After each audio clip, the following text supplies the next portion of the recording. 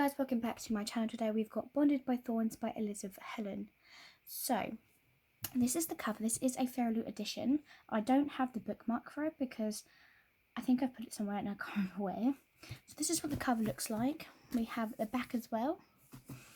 We have our sprayed edges, which is just plain, and then we have these rose. I'm not sure if you can actually tell by that. So you open it up, and this is what the reverse die jacket. So this is like the original cover you would get.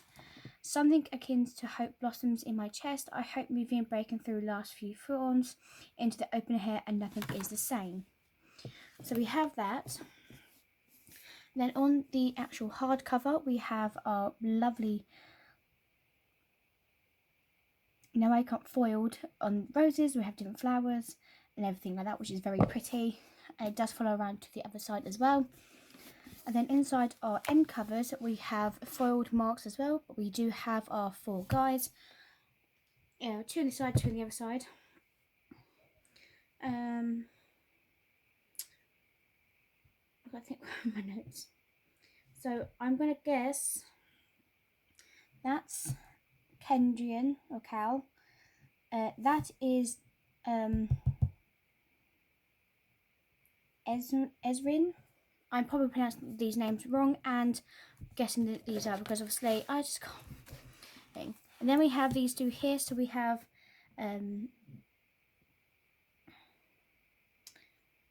Dayton,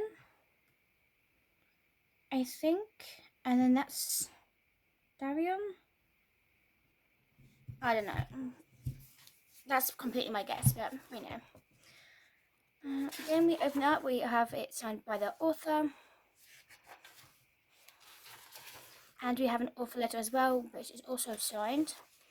I think he had a map in here as well, which... Yes, there is a content warning to let you know that we have a lovely, beautiful map. This is part of Herwell or Cove, and then we go to the next one, which is all about the Enchanted Vale. So the above, and that's it. So beautiful maps. I'll put these back together, and then we're going to read the synopsis and then tell you what I thought. So, 4 handsome fae princes, 1 awkward bookworm, an enchanted veil, and a beastly curse to break. Rosalina O'Collin lives in her life in Orca Cove as quietly as she can. When her father turns up missing, Rosie goes after him and finds herself in the enchanted veil of the land of the fae. When Rosie locates her father, she discovers that he has been imprisoned, and Rosie has no choice but to make a deal with the 4 fae princes to take his place. As Rosie begins to learn more about the 4 princes she shares a castle with, she uncovers that they have been cursed, and the prince must take on the form of demonic wolves every night and every year that passes, more than their magic fades away. If the princes can find each their mate, they will break the curse and free their realms. Rosie is determined to help them, but the only problem is the more time she spends with the princes, the more she's convinced that she's the only one that's all meant to be with. So this is a spicy Beauty and the Beast retelling, filled with enchanted fae, morally grey characters, a sinful hot villain, and a princess who has found her Prince Charming and all 4 of them. So, she's in her own place, in Orca Vale, the place, and her boyfriend basically comes back, Lucas, and I don't like him, right? He's come back and she's gone, alright, how many people has he actually screwed over? Why is over there? He's a cheating, lying B-word. And then he tells everyone in front of everyone, basically going, he's now off limits because he wants to marry her. And at first she was confused, she was like, didn't know what to say, until someone interrupted and said that her father's gone missing. Her father's gone into the Fae area because her father thinks the Fae took her mum, which we don't know more about any of that. I thought we was going to find a bit more information about that in this book, but we didn't. So Fairy is going to be doing the 3 other books in the series, so I'm glad I read it by the 20th of March. It's got to be read by. Excuse me.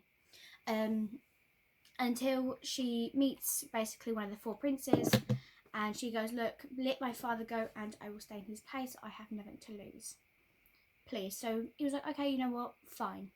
He will go, you will stay, and that is it. You stay forever. And it was very... Meeting the characters, we have Dayton and Darion, who have some kind of relationship with each other. So each of the princes, they are actually part of the seasons. So you have the Winter Prince, Spring Prince, Autumn Prince, and the Summer Prince. So Cal is part of the winter, Dayton is the summer, Darion is the spring, and the other one is autumn, I believe.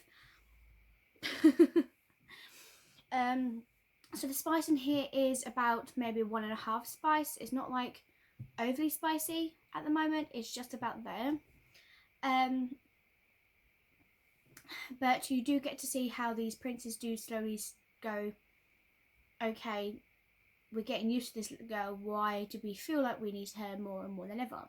She's actually said, look, if I'm going to be stuck in this place, I need somewhere where I can go, I want somewhere where I need to explore, I want to help with you guys, with this curse that you're all of a sudden. So one of the princes tells her to go like how they got the curse by this enchantress, because she didn't allow they didn't allow her in the castle, basically. So she cursed them that they're fae princes by day, but night they are beast wolves.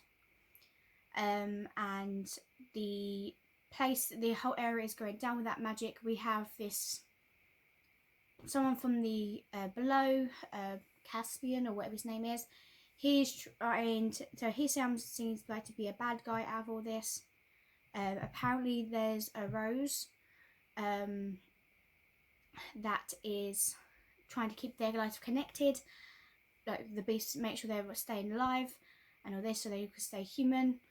But at the end, Cal has, like, he's always mean to her, and then as soon as he gets to the end, he feels like he's like in love with her, right? But he sends her away back to her home, but that home is not hers. She doesn't want to be there. She wants to be helping the princes. She feels bad for them, but at the same time she's now going through her head, these princes need me, but am I the one who's supposed to help them all? Am I their fated mate? So these boys have got to find their fated mates to break their curse. Yeah, so book 2 is probably going to be her in her hometown figuring out how the hell to like get back, and finds out Lucas has probably gone with someone else, married someone else or something like that, and dating someone else, whatever. They've classed her dad as a crazy fool, and all this. So like how Beauty and the Beast is, but I don't know. I'm still a bit of half and half at the moment.